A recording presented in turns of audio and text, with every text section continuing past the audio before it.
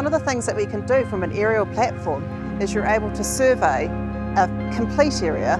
rather than sending poor little people to go through and survey a number of trees.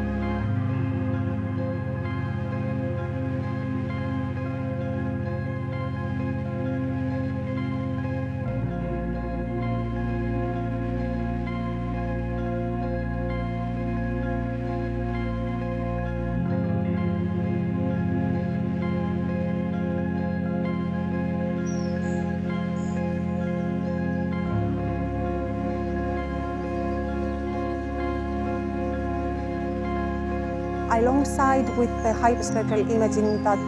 we are performing, we have supporting machine from a LiDAR and a thermal camera